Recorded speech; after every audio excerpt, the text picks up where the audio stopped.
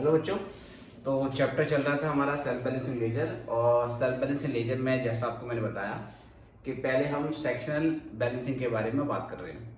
ठीक है, तो सेक्शन बैलेंसिंग में क्या होता है कि ट्रायल बैलेंस को कंप्लीट करने के लिए आप जनरल लेजर के अंदर दो एक्स्ट्रा अकाउंट ओपन करते हो, जिसमें एक था आपका टोटल डेटर्स अकाउंट, जिसका फॉर्मेट मैंने पिछले लेक्चर में डिस्कस किया है, और दूसरा अकाउंट कौन सा खोला जाता है, टोटल क्रेडिटर्स अकाउंट।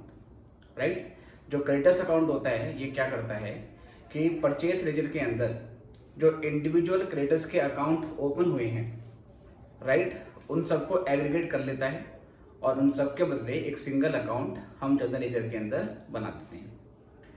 तो बेटे डेटा अकाउंट का फॉर्मेट तो हमने पिछले लेक्चर में डिस्कस कर लिया है, और अब की क्लास में मैं पहले जो टोटल हमारे बेसिकली जो टोटल क्रेडिटर्स होते हैं उसका अकाउंट्स यहाँ पे मैं भी डिस्कस करूँगा, उसका फॉर्मेट बताऊँगा, और फिर उसके बाद हम एक कंबाइन क्वेश्चन को सॉल्व करेंगे, जिसकी सहायता से हमें डेटर और क्रेडिटर अकाउंट दोनों को बेसिकली बनाना होगा।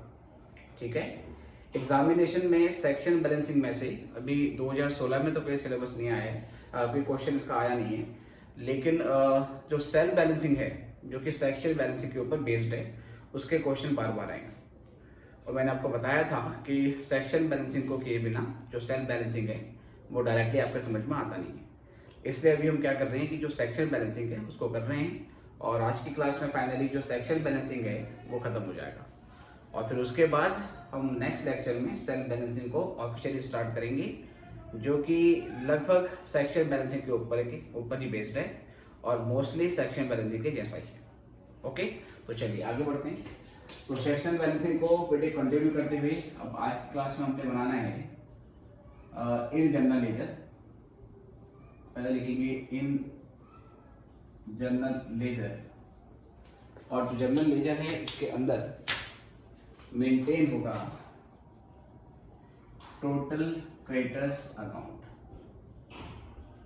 ठीक है, ये अकाउंट मैं नॉर्मली टी शेप में बना रहा हूँ। ये जो अकाउंट हम यहाँ पर बना रहे हैं बेटा, ये हम नॉर्मल बिल्कुल टी शेप में बनाएंगे। ठीक है, ये general ledger total credits account debit credit, ये बिल्कुल हमने क्या करना है, टी शेप में बनाना है।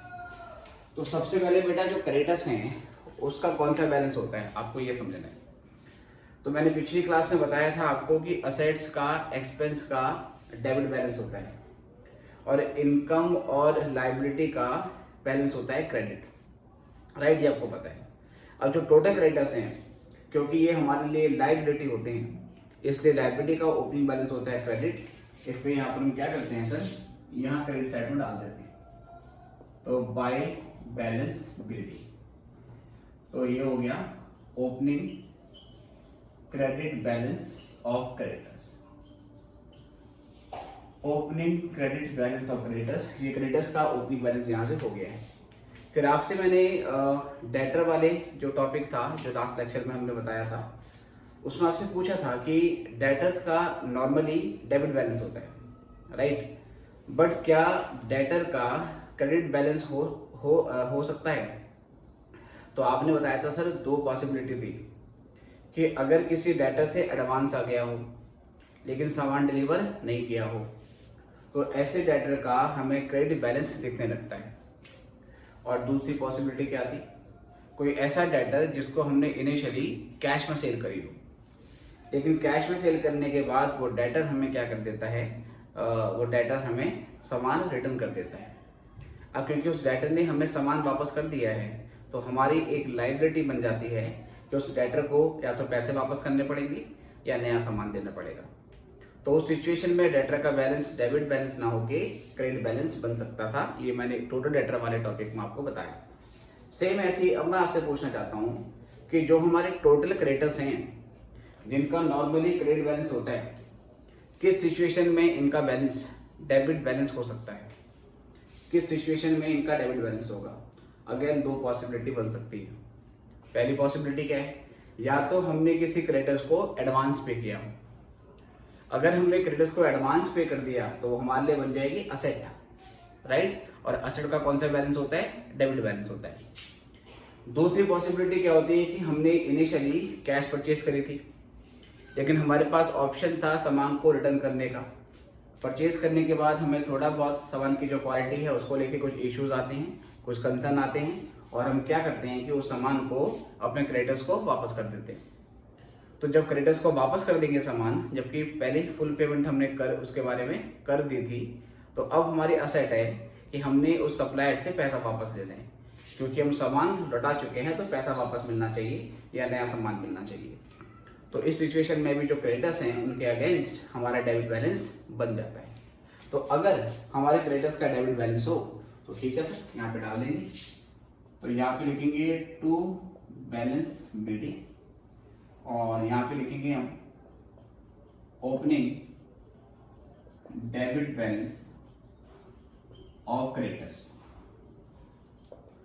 ठीक है बेटे, और एक कब होगा बेटा, इसके आगे मैं नोट 1 डाल देता हूँ, तो नोट पर डाल देता हूँ।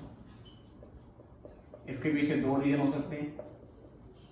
पहला कौन सा, एडवांस पेमेंट टू क्रेडिटर्स। हमने पिछले पीरियड में क्रेडिटर्स को एडवांस पे किया था in previous period, not yet settled, और वो अभी सेटल नहीं हुई है, एडवांस पेमेंट अभी सेटल नहीं हुई है, इसलिए पिछले महीने से या पिछले पीरियड से इस पीरियड में कैरी फॉरवर्ड हो गया है। और दूसरा यहाँ से क्या होता है बेटा, आपका जो सेकंड केस है वो है परचेज ऑफ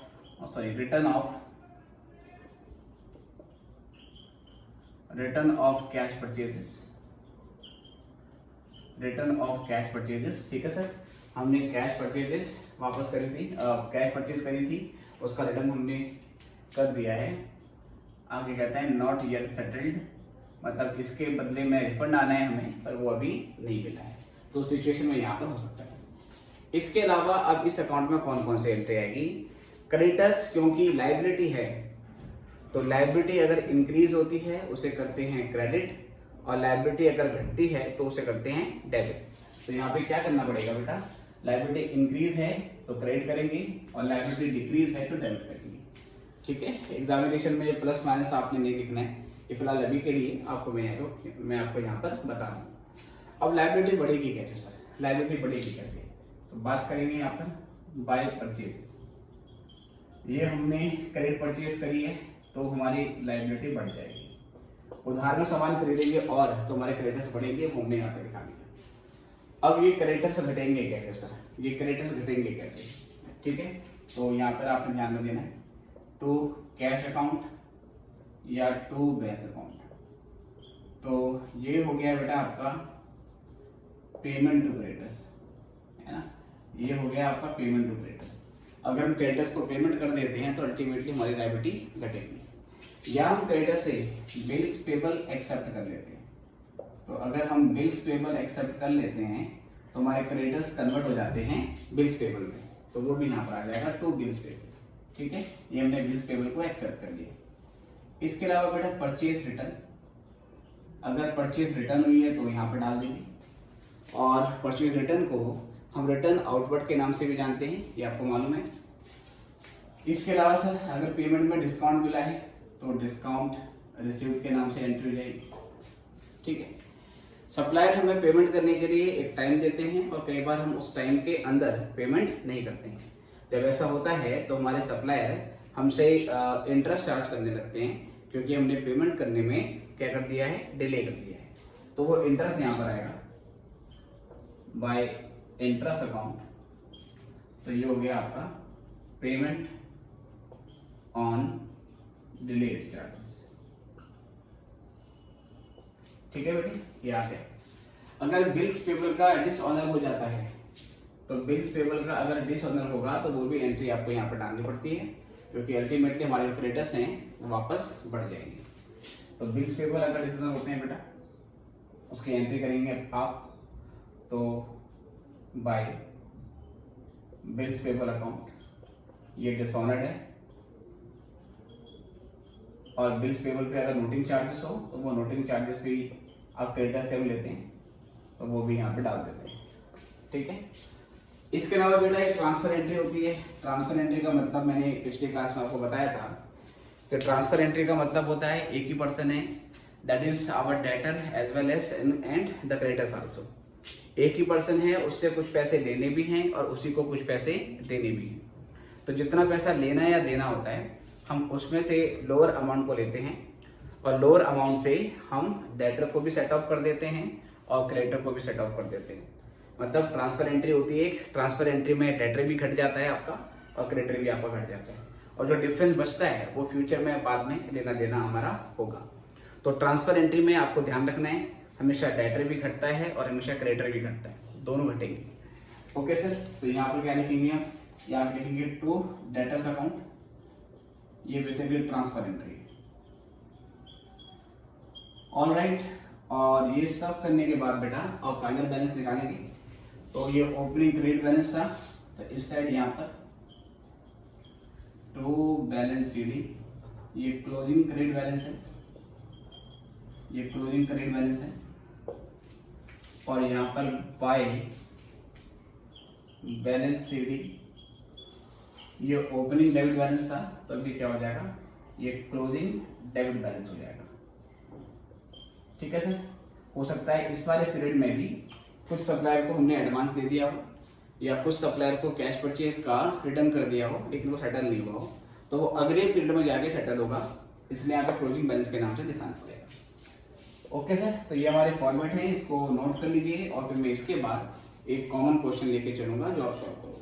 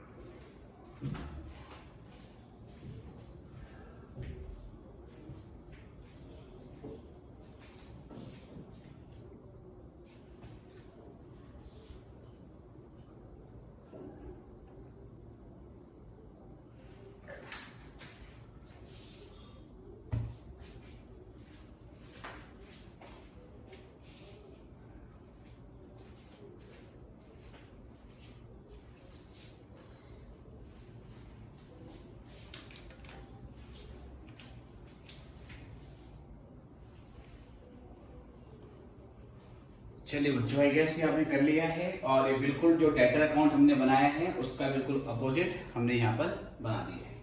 ठीक है, तो बात करेंगे यहाँ से।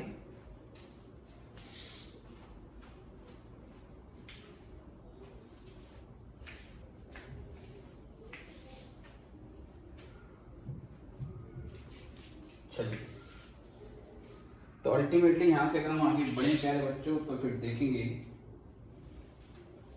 एक क्वेश्चन हम यहां से लेते हैं। क्वेश्चन में ऐसे कहता है कुछ, इतने फॉर्मेट क्वेश्चन नहीं है, राइट। क्वेश्चन है, कहता है prepare total debtors and total creditors account, total debtors and total creditors account from following information। ठीक है सर, इंफॉर्मेशन आपको यहाँ पे दिए है। दो जानकारी हैं, एक यहाँ डेटर्स के बैलेंस हैं और दूसरा जो क्रेडिटर्स हैं उसके इंफॉर्मेशन है। ठीक है, तो कुछ जानकारी आपको देता है यहाँ पे। पहले कहता है आपको ओपनिंग बैलेंस, ओपनिंग बैलेंस है डेबिट 20,000, 200, क्रेडिट 300 और यहाँ पर 25,000। ठीक है, फिर कहता है आपको purchase and cell,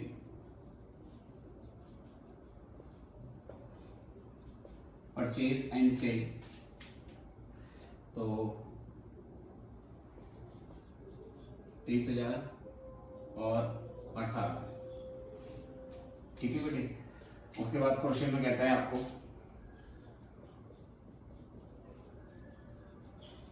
cash purchase and sales, cash purchase and sales 2,000 और 1,000। रिटर्न्स 1000 और 500।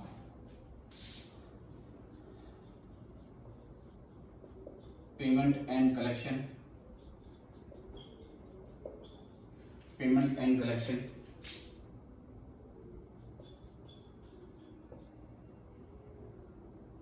और यहाँ पे कहता है 39,000 और यहाँ पे 30,000। डिस्काउंट 300 और 200। उसके अलावा transfer entry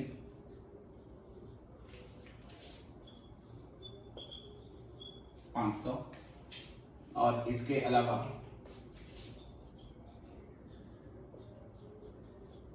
we are issued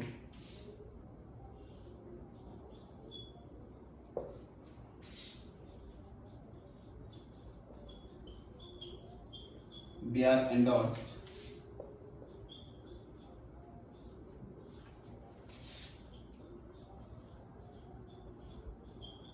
we are discounted.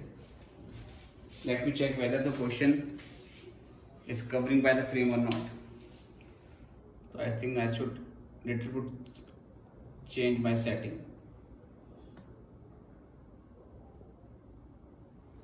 We are discounted. It is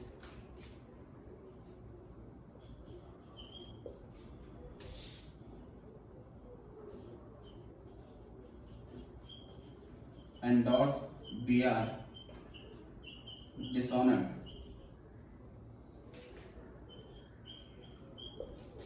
$2,000.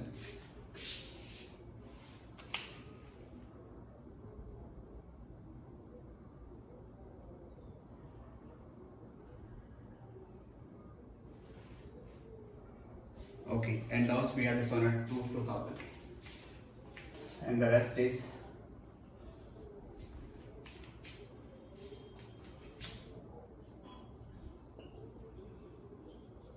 closing balance. Debit balance data का नहीं पता, इसका 100 और क्रेडिट बैलेंस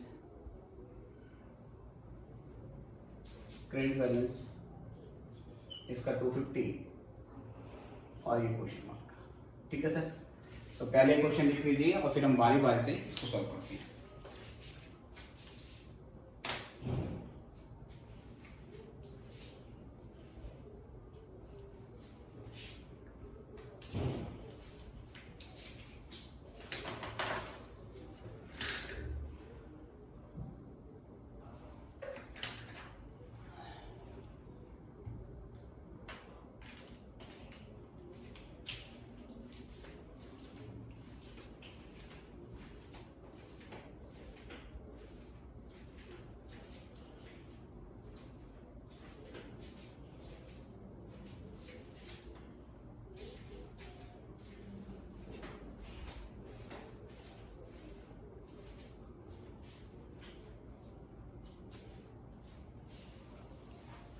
ओके बेटे, आई गेस क्वेश्चन आपने यहाँ पे नोट कर लिया है, तो मैं ऐसे सॉल्व करूंगा। अदरवाइज आप वीडियो को पॉज करके इसको कभी भी नोट कर सकते हैं। तो इसमें दो अकाउंट बनाने हैं, एक बनाना है टोटल डेटर अकाउंट का और एक बनाना है टोटल क्रेडिट्स अकाउंट का।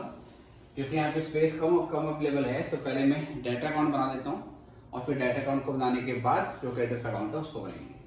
ठीक है, तो देखिए किस तरीके से करेंगे। तो यहाँ पे सबसे पहले लिखेंगे इन जनरल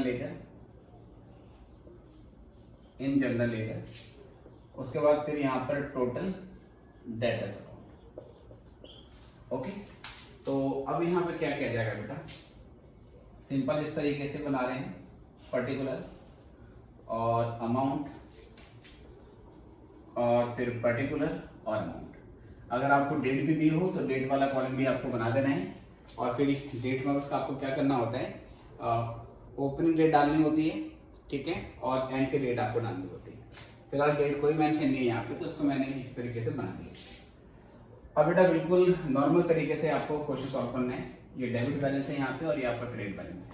ओके, तो बिल्कुल आसानी से और बिल्कुल समझ के आपको करना है। सबसे पहले तो हमें केवल डेटर वाली लाइन देखनी है फिलहाल, अभी जो क्रेडिटर्स वाली लाइन है वो देखने की जरूरत नहीं है। तो डेटर का ओपनिंग बैलेंस आपको दे रखा है, as you can see debtor का डेबिट बैलेंस ओपनिंग वाला 20,000 रुपए का है। तो यहाँ पर आप टू बैलेंस बीडी ये 20,000 का डेबिट वाला डेबिट बढ़ा दो।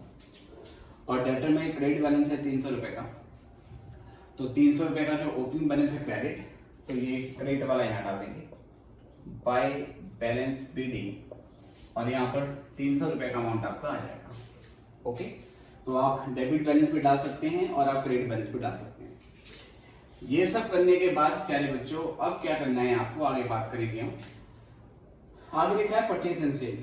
परचेज तो बेसिकली जो क्रेडिटर्स हैं उसकी अमाउंट होगी, और सेल्स बेटा आपकी 30,000 की। ये मत समझ लेना कि जो पहले लिखा है तो पहले की अमाउंट आपकी बेसिकली जो होगी वो परचेज वाली होगी, ऐसा नहीं है। आपको लिंक करना पड़ेगा सेल्स है डेटा से रिलेटेड।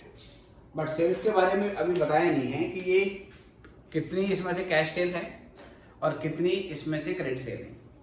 अगर कैश सेल क्वेश्चन में हमें ना दें या क्रेडिट सेल हमें अलग से क्वेश्चन में स्पेसिफाई ना करें, तो हम ये मानेंगे जितनी भी सेल हुई है वो सारी के सारी सेल हमारी ऑन क्रेडिट हुई है।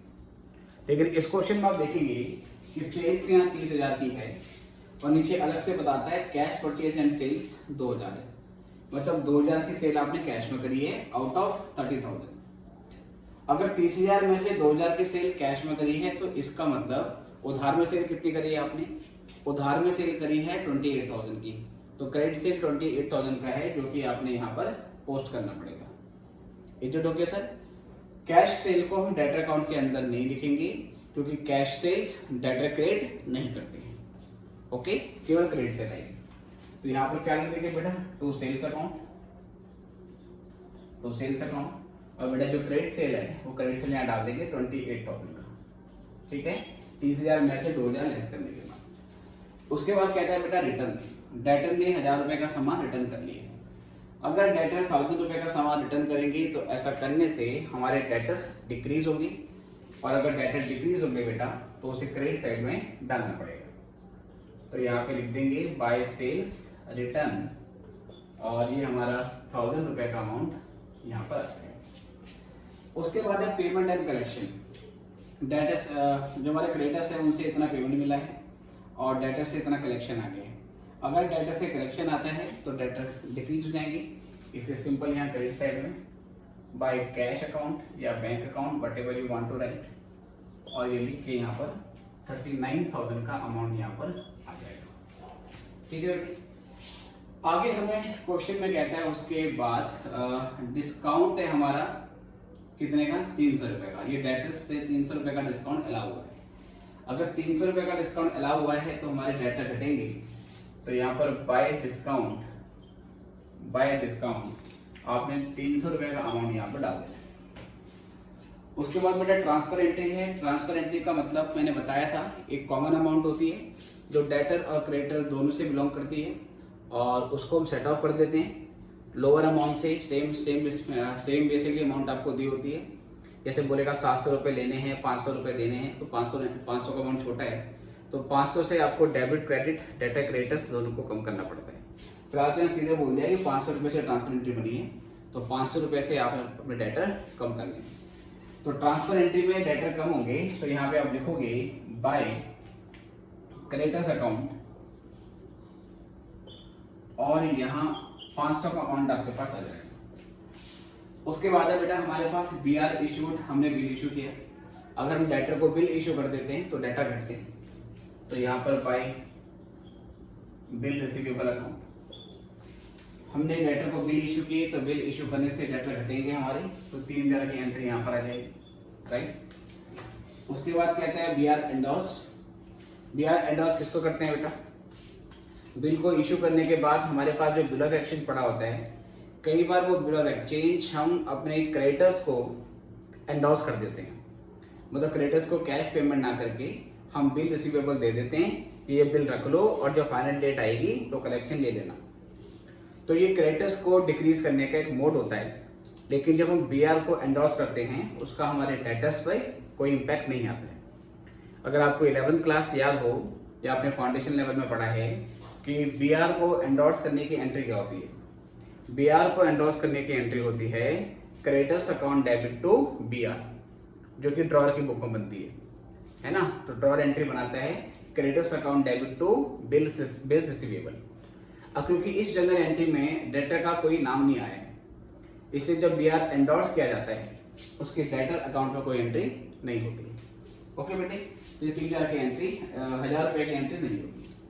बीआर है डिस्काउंटेड, कुछ बिल डिस्काउंट भी करा गए हैं।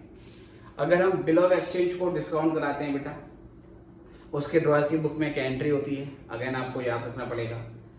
बीआर को डिस्काउंट कराने की एंट्री होती है bank account debit discounting charge account debit to BR, right. एक बार रिपीट कर देता हूं, बिल्स रिसीवेबल को बैंक से डिस्काउंट कराने की ड्रॉअर की बुक में एंट्री होती है bank account debit discounting charge account debit to bills receivable, है ना सर। हमारे पास बैंक बैलेंस बढ़ जाता है, डिस्काउंट हम अलाउ करते हैं, डिस्काउंटिंग चार्ज देते हैं, एक्सपेंस होता है और बिल रिसीवेबल को क्रेडिट कर देते हैं। अब इस जनरल एंट्री में भी डेटर का नाम नहीं आ रहा, इसलिए बिल रिसीवेबल को डिस्काउंट कराने की भी कोई एंट्री नहीं होती है, ठीक है। डेटर अकाउंट में सिर्फ बीआर को इशू करने की एंट्री होगी और बिल के डिसऑनर करने की एंट्री होगी, बस ये दो एंट्री होती है। फिर रिपीट कर रहा हूँ, डेटर अकाउंट के अंदर सिर्फ बीआर को इशू करने की एंट्री होती है और बीआर के डिसऑनर की एंट्री होती है, बाकी एंट्री हम डेटर अकाउंट में नहीं करते। ओके सर, देखिए आगे कहता है एंडोर्स बिल रिसीवेबल डिसऑनर्ड 2000 रुपये का। जो बिल हमने एंडोर्स किए थे, टोटल हमने 1000 रुपये का बिल बिना बताया था बेटे। अमाउंट मुझे चेंज करनी पड़ेगी यहाँ पर थोड़ी सी, क्योंकि अगर 1000 रुपये का एंडोर्स किया है तो मैक्सिमम डिसऑनर्ड 1000 रुपये का हो सकता है, 2000 का तो नहीं होगा, क्योंकि पिछले पीरियड के तो बिल नहीं है, इसमें हम अभी ये मान के चलते हैं। तो कोई दिक्कत नहीं, बस फिगर चेंज करनी है आपको। 1000 रुपये का बीआर हमने एंडोर्स किया था क्रेडिटर्स को, लेकिन ड्यू डेट पे एंडोर्स किया हुआ बिल डिसऑनर्ड हो गया। इसका मतलब जो क्रेडिटर्स हैं उसको पैसे नहीं मिले, तो क्रेडिटर्स क्या करेंगे, हमसे पैसे मांगेंगे, तो हम अपने क्रेडिटर्स को बढ़ा देंगे। और क्योंकि बिल डिसऑनर्ड हो गया है तो हम अपने डेटर भी बढ़ा देंगे, और जिन डेटर को बिल इशू किया था अब उनसे पैसे मांगेंगे। मेन मुद्दा यह है कि बिल डिसऑनर्ड हुआ है, और मैंने बताया है जब बीआर डिसऑनर्ड होगा तो ऐसा करने से आपके डेटर बढ़ जाते हैं, ठीक है बेटे। तो अब यहाँ पे एंट्री मारोगे, पर लिखोगे क्या, क्योंकि ये एंडोर्स किया हुआ बिल था और डिसऑनर्ड हो गया है, तो आप टू क्रेडिटर्स के नाम से लिखोगे, टू क्रेडिटर्स अकाउंट, और 1000 रुपये का अमाउंट यहाँ पर आ जाएगा। तो यहाँ पे लिख देंगे, ब्रैकेट में लिख रहा हूँ आपके लिए, endorse bill receivable dishonoured. Bill issue करेंगे तो डेटर घटेंगे, लेकिन किसी भी कारण से अगर बिल का डिसऑनर हो जाता है तो आपके डेटर बढ़ जाएंगे। यहाँ पे एंट्री आपने बना दी। इसके बाद बेटा जो क्लोजिंग बैलेंस है इसके बारे में देखते हैं। ये ओपनिंग डेबिट बैलेंस था, राइट, ये ओपनिंग डेबिट बैलेंस है, ये ओपनिंग क्रेडिट बैलेंस है। अब सर हमें क्लोजिंग डेबिट बैलेंस नहीं दिया है, तो यहाँ पर बाय बैलेंस CD, ये डेबिट बैलेंस हमें निकालना है, ये क्लोजिंग बैलेंस हमारा, ये नहीं दे रखा तो सर ये बैलेंसिंग फिगर से निकलेगा, लेकिन क्लोजिंग जो हमारा क्रेडिट बैलेंस है वो दे रखा है, तो ये प्लेस कर लो, टू बैलेंस CD, ये हमारा क्रेडिट बैलेंस है, और तो लिखने की जरूरत नहीं है, पर ये मैं आपके लिए बता रहा हूँ, ठीक है। तो ये 250 रुपये का अमाउंट यहाँ पर आ जाएगा। तो ओपनिंग क्रेडिट बैलेंस यहाँ पर, बट क्लोजिंग क्रेडिट बैलेंस यहाँ पर, ठीक है। जो क्लोजिंग बैलेंस होते हैं उसकी रिवर्स पोस्टिंग होती है, debit closing balance credit side में आएगा और क्रेडिट जो आपका क्लोजिंग बैलेंस होगा वो डेबिट साइड में आएगा। ओके, ये आपको ध्यान में रखना है। उसके बाद फिर यहाँ से क्या करेंगे बेटा, डिफरेंस निकालेंगे, और डिफरेंस निकाल के ये अमाउंट आ जाएगी हमारी क्लोजिंग डेबिट बैलेंस। तो ये 20 और ये 28, 48 और एक 49, तो ये 49,250 आ गया। इसको भी 49,250 कर देते हैं। अब ये अमाउंट जोड़ लेंगे, और ये 39 और एक 40, 40 और 3 43, 43 में ये जोड़ दो 43 800, 43 में 200 और जोड़ दो 44,100, तो ये 44,100 है। तो 49,250 में से हम माइनस करेंगे 44,100, तो ये आएगा आपका 0 और 5, 2 में से 1 गया 1, 9 में से 4 गया, 9 में से 4 गए 5, 9 में से 4 गए 5, और सर 4 में से 4 गया 0। तो ये 5150 का आपका बैलेंस फिगर आ गया है। तो ये हमारा डेटर अकाउंट कंप्लीट हो गया। ओके जी, इसको नोट करेंगे, और फिर मैं इसके बाद जो टोटल क्रेडिटर्स अकाउंट है वो भी आपको बना के दूंगा।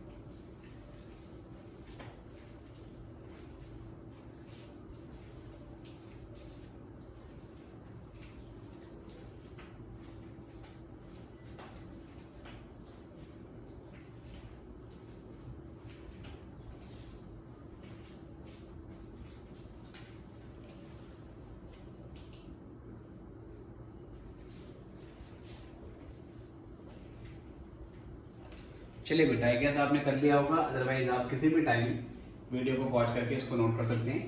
ये मैंने फाइनल बैलेंस निकाला है 5150, ठीक है। आई होप ये आपको विजिबल है। तो अब इसी में हम क्या करेंगे बेटा, ये तो बन चुका है, अब टोटल क्रेडिट्स का अकाउंट बनाना है। देखिए तो करते हैं यहाँ से आगे।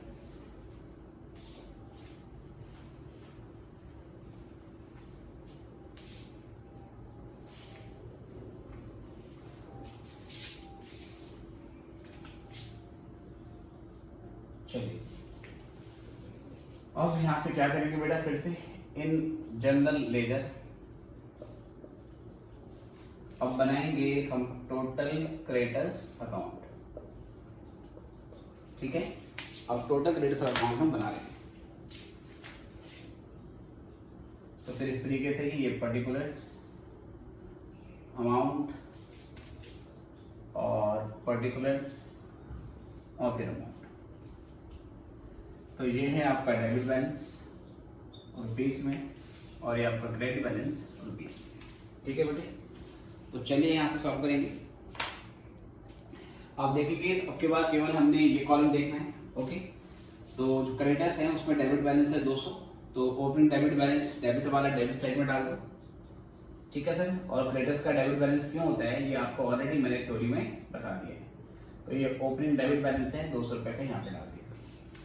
और जो क्रेडिटर्स का ओपनिंग क्रेडिट बैलेंस है, और क्रेडिटर्स नॉर्मली क्रेडिट बैलेंस ही दिखाते हैं, तो ये 25,000 का हो गया।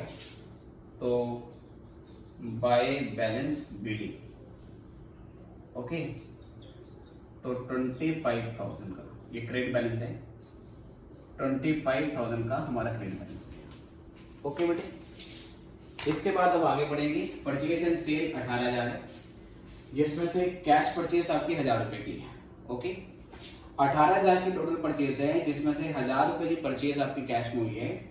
इसका मतलब आपने उधार में जो परचेज है वो करी है 17,000 की, 17,000 की। अगर हम उधार में परचेज करेंगे तो हमारे क्रेडिटर्स बढ़ेंगे, और आपको पता है कि क्रेडिटर्स बढ़ते हैं तो उसे करते हैं क्रेडिट, राइट सर। क्योंकि क्रेडिटर्स क्या है, लाइबिलिटी है, और लाइबिलिटी बढ़ती है तो उसे क्रेडिट करना पड़ता है। इसलिए बेटा ये 17,000 रुपये आप यहाँ क्रेडिट साइड में डाल दोगे। तो यहाँ पर बाय परचेज अकाउंट के नाम से 17,000 आपको यहाँ पे डाल देना है, ओके सर। इसके बाद क्या बेटा, रिटर्न, परचेज रिटर्न है 500 रुपये की। अगर क्रेडिटर्स को परचेज रिटर्न कर देंगे तो क्रेडिटर घटेगा, और इसके एंट्री में यहाँ पे डाल देंगे, और यहाँ पे लिखेंगे टू परचेज रिटर्न, और 500 रुपये का अमाउंट यहाँ रिटर्न आ जाएगा। उसके बाद हमने क्रेडिटर्स को पेमेंट करी 30,000 की, और अगेन अगर क्रेडिटर्स को पेमेंट होती है तो क्रेडिटर्स घटेंगे, अगर लायबिलिटी घटेगी तो उसको डेबिट करते हैं। तो यहाँ पर टू कैश या बैंक अकाउंट, टू कैश या बैंक अकाउंट, और यहाँ पर बेटा 30,000 का अमाउंट हमने डाल दिया। डिस्काउंट मिला है बेटा क्रेडिटर से हमें 200 रुपये का। अगर क्रेडिटर से हमें डिस्काउंट देंगे तो अगेन हमारी लायबिलिटी घट जाएगी, और ये 200 रुपये का डिस्काउंट रिसीव्ड हम यहाँ डाल देंगे, टू डिस्काउंट रिसीव्ड अकाउंट। तो ये आ गया 200 रुपये का। इसके अलावा बेटा क्या है कि आपका ट्रांसफर एंट्री है। ट्रांसफर एंट्री में डेटर और क्रेडिटर दोनों के दोनों कम होते हैं, इससे ट्रांसफर एंट्री की दोनों में एंट्री होगी, डेटर में भी एंट्री होगी और क्रेडिटर में भी एंट्री होगी। तो हम क्या करेंगे बेटा, ट्रांसफर एंट्री है ये हमारी 500 रुपये की, और यहाँ पर डेटर के नाम से हम लिखेंगे, ट्रांसफर एंट्री में डेटर भी घटते हैं और क्रेडिटर भी घटते हैं, है ना। ये पीछे आपको लेक्चर में मैंने बताया। बीआर इशू करने की हमारे क्रेडिटर्स अकाउंट में कोई एंट्री नहीं होती है। हाँ, अगर बिल्स पेबल एक्सेप्ट करेंगे डेफिनेटली तो उसकी एंट्री करेंगे, ओके सर। अभी यहाँ पर कोई एंट्री नहीं होगी क्योंकि हम ये अपनी बुक में कर रहे हैं। आप ये मत समझ लेना कि हमने बीआर इशू किया तो हमारे असेट और उस पार्टी के लिए लायबिलिटी, हाँ वो होता है, पर हम उस पार्टी का अकाउंट नहीं बना रहे। ये दोनों लेजर हमारे बुक में बन रहे हैं, हमारे डेटर और हमारे क्रेडिटर। अगर हम किसी और से बिल अगर एक्सेप्ट करते तो वो बिल्स पेबल यहाँ पर आपको दिखाना पड़ता है, ओके सर, वो यहाँ पे नहीं। बीआर एंडोर्स, अगर हम बिल रिसीवेबल एंडोर्स करते हैं तो मतलब अपना बिल हम अपने क्रेडिटर्स को दे देते हैं, और जब अपना बिल हम अपने क्रेडिटर्स को देते हैं तो हमारे क्रेडिटर घटते हैं। तो बीआर को एंडोर्स करने की जो क्रेडिटर्स हैं उसमें जनरल एंट्री होती है, उसकी यहाँ पर एंट्री होगी। अगर आप 11th क्लास से या फाउंडेशन से लिंक करें, जब बिल रिसीवेबल क्रेडिटर्स को एंडोर्स किया जाता है तो जनरल एंट्री होती है creditors account debit to BR, क्योंकि क्रेडिटर्स डेबिट हो रहे हैं इसलिए यहाँ पर एंट्री डाल दूंगी। तो ये आ जाएगा टू BR एंडोर्स, ठीक है बेटी। और इसका जो अमाउंट है वो 1000 रुपये का अमाउंट यहाँ से आ जाएगा। अगेन BR को डिस्काउंट कराने की यहाँ पर कोई एंट्री नहीं होगी, क्योंकि बिल रिसीवेबल को डिस्काउंट कराया तो वो ड्रॉट से लिंक है, बिल से लिंक है, इसकी यहाँ पे एंट्री नहीं होगी। एंडोर्स किया हुआ बिल डिसऑनर्ड हो जाएगा। जो बिल हमने क्रेडिटर्स को दिया था तो हमने पहले अपने क्रेडिटर्स को डिक्रीज कर दिया था, लेकिन ड्यू डेट पे जो बिल है उसका कलेक्शन नहीं हुआ तो हमारे क्रेडिटर्स फिर से बढ़ जाएंगे। क्रेडिटर्स बढ़ेंगे तो हम यहाँ पर एंट्री लिख देंगे और यहाँ पर बेटा हम डेटर के नाम से एंट्री बनाएंगे बाय डेटर अकाउंट, और यहाँ पर क्या लिखेंगे एंडोर्स बिल रिसीवेबल डिसऑनर्ड, ठीक है। तो इसका भी आपका अमाउंट आ गया 1000 रुपये का। ओके बच्चों, ऑल गुड। और अब ये सब करने के बाद फाइनल बैलेंस देखते हैं। डेटर का जो क्रेडिटर्स है उसका क्लोजिंग डेबिट बैलेंस है कितना, 100 रुपये का। तो ये ओपनिंग डेबिट बैलेंस, तो क्लोजिंग डेबिट बैलेंस यहाँ पर आएगा बाय बैलेंस CD। तो ये ओपनिंग आपका क्लोजिंग बैलेंस है, ठीक है। कौन सा वाला, डेबिट वाला है। तो ध्यान रखना है जो क्लोजिंग बैलेंस होंगे उनको रिवर्स पोस्ट किया जाता है, ओके। तो ये 100 रुपये का यहाँ पर अमाउंट आ गया है। लेकिन जो क्लोजिंग क्रेडिट बैलेंस है क्रेडिटर्स का वो आपको नहीं दिया है, तो अब ये बैलेंसिंग फिगर से निकालोगे, ठीक है। क्लोजिंग क्रेडिट बैलेंस तो जोड़ लेते हैं 25 और 17, तो ये हो गया आपका 40 और 2 42 और एक 43, तो ये आया 43,100। अब अगर ये 43,100 है तो यहाँ से देखते हैं सर। तो यहाँ से बेटा देखो ये पहले जो छुट्टे जोड़ लो, ये 500 500 1000 हो गई, चलो ठीक है। 500 500 1000, 1000 30 में जोड़ दो 31, 31 में एक जोड़ दो 32, फिर 32 में ये 200 और ये 200 तो 32 400। तो 43,100 में से 32 400 माइनस कर देंगे, तो 0 0 11 में से 4 गए 7 और 2 में से 2 गए 0 और 4 में से 3 गए 1। तो 10,700 रुपये का आपका ये बैलेंसिंग फिगर बनता है, ठीक है सर। तो ये हमारा क्रेडिटर अकाउंट भी पूरा हो गया, ठीक है। तो सर ये था सेक्शन बैलेंसिंग लेजर, जो कि बेसिक है सेल बैलेंसिंग लेजर को बेसिकली समझने के लिए, ओके। एक बार फिर बता रहा हूँ, section balancing figure, section balancing का टॉपिक हमारे मॉड्यूल में डायरेक्टली दिया नहीं है, बट अगेन पेपर के लिए रेलेवेंट है और सेल बैलेंसिंग के लिए रेलेवेंट है, तो क्वेश्चन आपसे पूछ सकते हैं। और एक थ्योरेटिकल क्वेश्चन भी आपके पेपर में कई बार आया है कि सेक्शन बैलेंसिंग सिस्टम और सेल बैलेंसिंग सिस्टम में डिफरेंस क्या है। तो जब हम सेल बैलेंसिंग सिस्टम कर लेंगे अगली क्लास में, फिर आपको दोनों में डिफरेंस भी मालूम चल जाएगा, ओके बेटा। मेजर पोर्शन सेम है, बस थोड़ा बहुत उसमें कुछ एक्स्ट्रा करना पड़ता है। तो फिलहाल बेटा अभी के लिए इतना ही, और फिर मिलेंगे आपसे नेक्स्ट क्लास में, और इसी चैप्टर को हम कंटिन्यू करेंगे। होपफुली शायद 2 से 3 क्लासें या 4 क्लासें अप्रॉक्सीमेटली और इसमें लेंगे, डिपेंडिंग ऑन कि हम अपनी वीडियो की लेंथ कितनी रखते हैं। जितनी छोटी लेंथ रखेंगे वीडियो की उतनी ज़्यादा लेक्चर बढ़ते जाएंगे, पर कोई दिक्कत नहीं है, चैप्टर को हम पूरा कंप्लीट करेंगे। ओके बच्चे, तो फिर मिलेंगे नेक्स्ट क्लास में। Good bye.